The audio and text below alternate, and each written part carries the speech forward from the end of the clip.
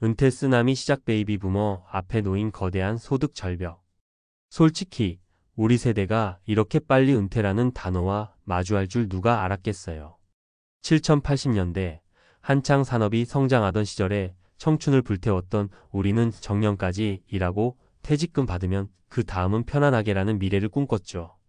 회사는 우리를 가족처럼 부르고 우리는 평생 직장이 당연하다고 믿었어요. 그런데 지금 보니 그건 꿈 같은 이야기였습니다. 이제 2차 베이비 부머 1968만 1974년생까지 본격적으로 은퇴 물결에 올라탔습니다. 인구만 해도 950만 명이 넘는 이 거대한 세대가 앞으로 10년 안에 거의 한꺼번에 일터를 떠나게 됩니다. 문제는 은퇴 순간에 끝나는 건 일자리뿐이 아니라는 겁니다. 매달 꼬박꼬박 들어오던 월급, 그리고 그 월급이 주던 안정감까지 순식간에 사라진다는 거죠. 이걸 전문가들은 소득 절벽이라고 부릅니다. 그냥 완만히 줄어드는 게 아니라 절벽에서 뚝 떨어지는 것처럼 수입이 급격히 줄어드는 현상이죠. 1. 월급의 끝은 안정감의 끝? 한국노동연구원 조사에 따르면 은퇴 직전 5,059세 평균 월소득은 약 480만원 수준인데 은퇴 직후 60대 초반에는 200만원대 초반으로 떨어집니다. 절반 이하로 줄어드는 거죠. 이 돈에서 국민연금, 건강보험료, 세금까지 빼면 실제로 손에 남는 건 훨씬 적습니다. 여기서 문제가 하나 더 있습니다. 생활비는 갑자기 줄지 않는다는 거예요. 전기세, 관리비, 식비, 보험료, 자녀 결혼 지원금 은퇴 직후 5년은 돈 나갈 일이 오히려 더 많습니다. 그러니 퇴직금은 평생 노후 자금이 아니라 몇 년짜리 완충 장치가 되어버립니다. 2. 사례 1. 30년 회사 생활, 퇴직 후 3년 만에 저축 바닥. 정모 씨 62는 30년 넘게 대기업에 다녔습니다. 퇴직금 2억 원에 그동안 모아둔 저축 1억 원이 있었죠. 이 정도면 국민연금 받기 전까지는 괜찮겠다 생각했는데 3년 만에 통장이 바닥났습니다. 이유는 간단합니다. 은퇴 직후 생활 패턴을 바꾸지 않았거든요. 외식, 여행, 자녀 지원금까지 그대로 유지했고 국민연금은 65세부터 나오니 공백기가 너무 길었습니다. 정 씨는 지금 편의점 야간 근무를 하며 월 120만원 정도를 벌고 있습니다. 일하는 건 좋지만 체력적으로 너무 힘들다는 게 그의 말입니다. 3. 은퇴 후 일자리의 현실. 많은 분이 은퇴 후에도 뭐라도 하면서 벌면 된다고 생각합니다. 하지만 현실은 냉정합니다. 통계청에 따르면 60세 이상 재취업자의 평균 월급은 150만 원도 안 됩니다. 비정규직, 단기 계약, 단순 노동이 대부분입니다. 직장인 시절의 경력과 연봉은 거의 의미가 없어지는 거죠. 전문가들은 은퇴 전에 미리 수입 구조를 다변화해야 한다고 강조합니다.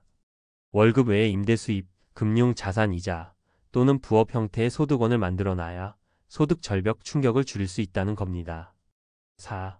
사례 2. 은퇴 5년 전 월세 수입 구조 만든 58세 김 씨. 김 씨는 건설회사에서 25년을 일했습니다.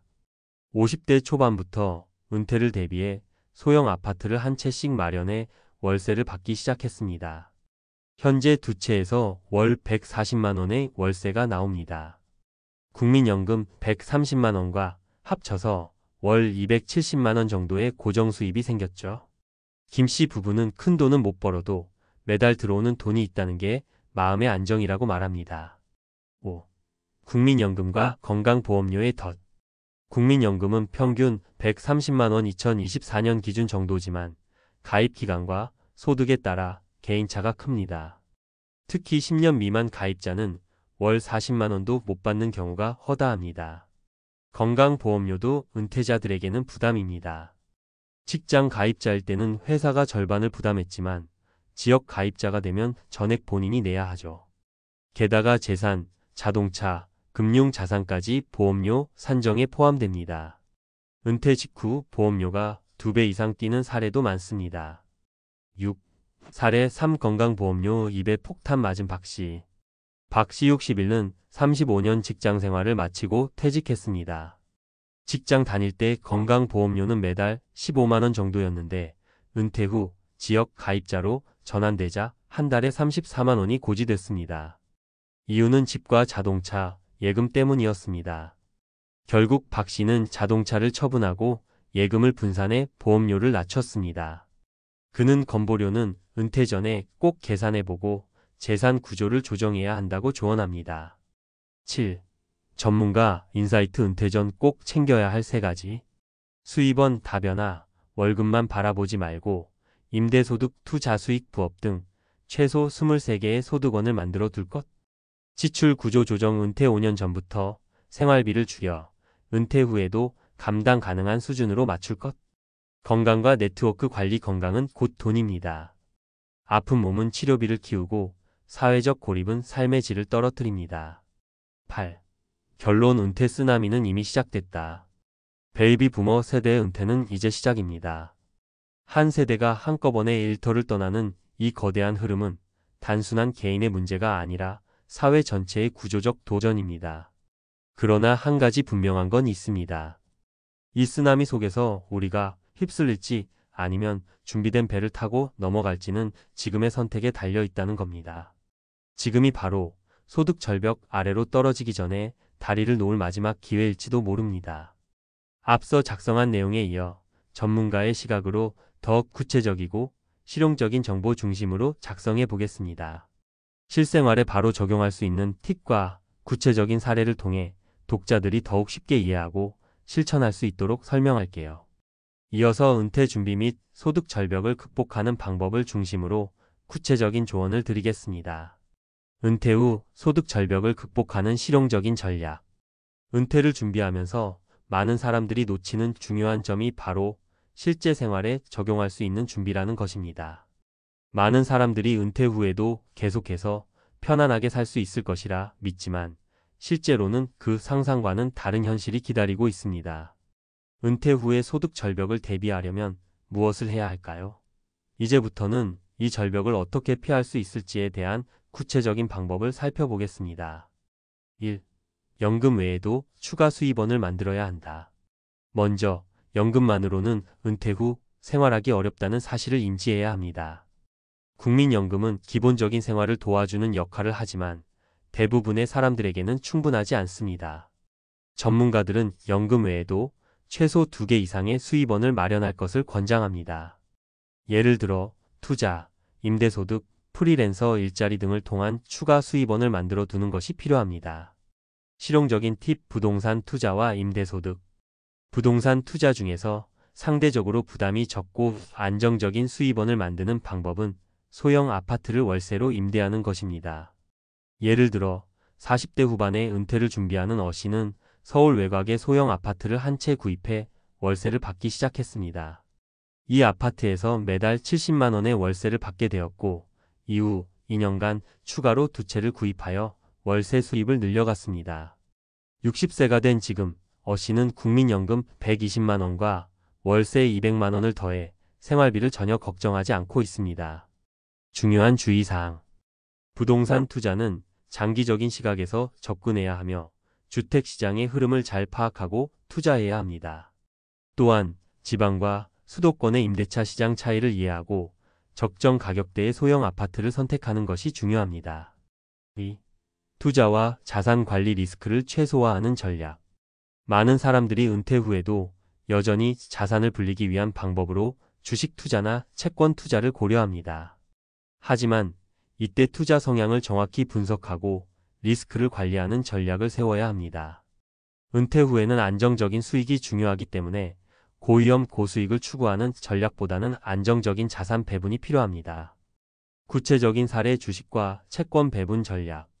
B 씨는 60세가 되기 전부터 자산 배분 전략을 마련해 두었습니다.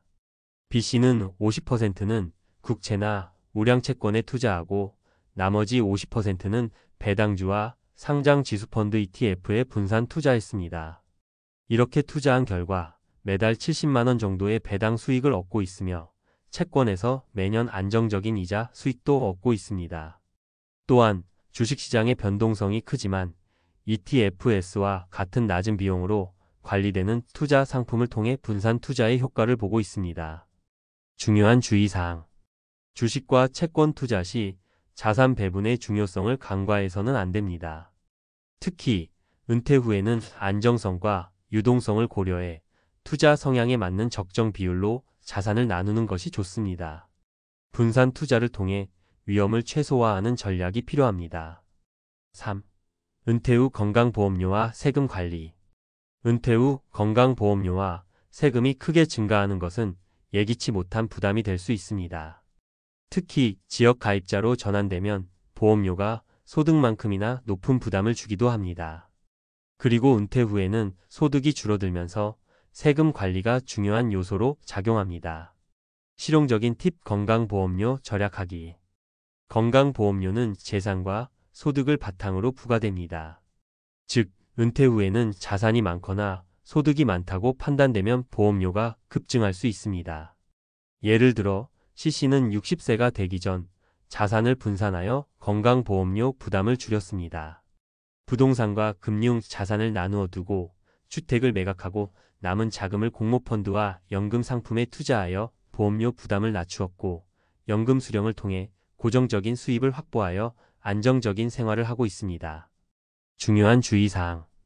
건강보험료는 재산이 많을수록 부담이 커지므로 자산 관리와 분산을 통해 불필요한 추가 비용을 피할 수 있습니다. 또한 소득세나 재산세 역시 은퇴 후에는 관리가 필요합니다. 은퇴 전부터 세금 계획을 세우고 필요시 전문가의 도움을 받는 것이 좋습니다. 4. 사회적 관계와 네트워크 유지하기. 은퇴 후 경제적 준비만큼 중요한 것이 바로 사회적 네트워크입니다. 많은 사람들은 은퇴 후 인간관계가 약해지고 외로움을 느끼기 쉽습니다. 하지만 사회적 관계는 정신적 안정뿐만 아니라 새로운 기회도 열어줍니다. 실용적인 팁 사회적 활동 지속하기.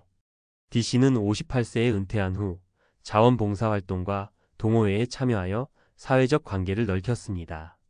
그 덕분에 다양한 분야의 사람들과 연락을 유지하면서 은퇴 후에도 새로운 일자리를 얻게 되었습니다.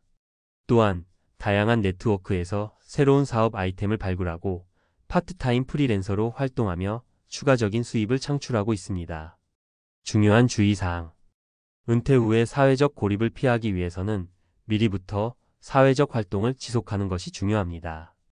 여러 동호회나 봉사활동에 참여하는 것뿐만 아니라 온라인 네트워크를 통해 다양한 사람들과 교류하는 것도 좋은 방법입니다.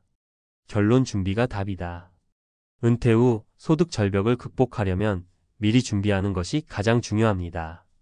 연금 외에도 다양한 수입원을 확보하고 자산 관리를 철저히 하며 건강보험료와 세금 관리에도 신경을 써야 합니다.